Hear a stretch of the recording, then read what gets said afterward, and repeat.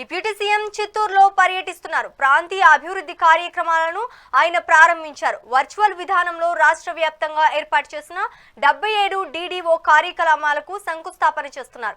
ఇక ఈ కార్యక్రమంలో అధికారులు పాల్గొన్నారు.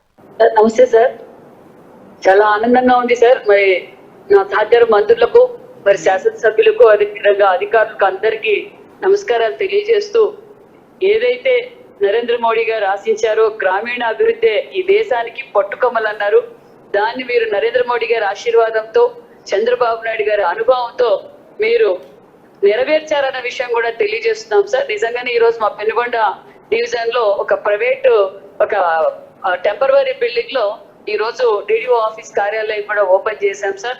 నిజంగా మీరు తీసుకున్న నిర్ణయం ప్రతిష్టాత్మకంగా ఉంది. ఎందుకంటే అన్ని ఒక చోటికి PR డిపార్ట్మెంట్, రూరల్ డెవలప్మెంట్ ఒక కొడుకు కింద తీసుకురావడం, ఎందుకంటే మినీ కలెక్టరేట్ లాగా ఉంది సార్. ఎందుకంటే అందరూ జిల్లా కలెక్టరేట్ కి వెళ్ళకుండా ఇక్కడే సమస్యలు పరిష్కారం కావడానికి ఇది ఒక గొప్ప అవకాశం. ఎందుకంటే ఒక పక్క కేంద్రం నుంచి, రాష్ట్రం నుంచి వస్తున్న నిధులు, మరి అదే విధంగా సంక్షేమ పథకాలు, ఒక పక్క PR డిపార్ట్మెంట్, రూరల్ డిపార్ట్మెంట్ అభివృద్ధి కార్యక్రమాలు ఏ విధంగా జరుగుతున్నాయని పరిశీలించడానికి, ప్రజా సమస్యలు తెలుసుకోవడానికి కూడా ఇది ఒక మంచి వేదిక సార్.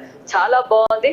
మరి అదే విధంగా మరి ఈ రోజు గత 5 ఏళ్లలో మరి రూరల్ డెవలప్మెంట్ కావచ్చు, మరి పంచాయతీరాజ్ డెవలప్మెంట్ ఎలా అభివృద్ధికి నోచుకోలేదో మనం చూసాం.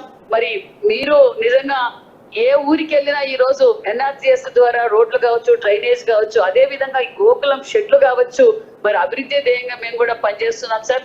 మీరు అదే విధంగా ఒక పక్క ప్రజల అభివృద్ధితో పాటు మరి అధికారులు డిపార్ట్మెంట్ లో పడుతున్న ఇబ్బందులు కూడా మీరు తెలుసుకొని వాళ్ళకి ప్రమోషన్స్ ఇవ్వటం, నిజంగా అధికారులు కూడా చాలా హ్యాపీగా ఉన్నారు. మేము కూడా అదే కమిట్మెంట్ తో పనిచేస్తాం. ఇందాక అధికారులు అందరితోనూ మాట్లాడాము. మాకు నిజంగా మా చిరకాల కోరిక తీర్చారు డిప్యూటీ సీఎం గారు. మరి వాళ్ళు అదే నిబద్ధతతో సార్కి, ప్రభుత్వానికి మంచి పేరు తెచ్చేలా మేము పనిచేస్తామని కూడా అధికారులు కూడా తెలియజేశారు. అదే విధంగా పెద్దలు అచ్చెన్నాయుడు గారు, ఆనారాయణ సార్ చెప్పినట్లు పర్మనెంట్ బిల్డింగ్ ఉండటం నిజంగా చాలా బాగుంటుంది సార్. చరిత్రలో మనం నిలిచిపోతాం. ప్రజలకు మంచి అంకిత భావంతో కూడా అవుతుందన్న విషయం కూడా తెలియజేస్తూ thank you very much sir.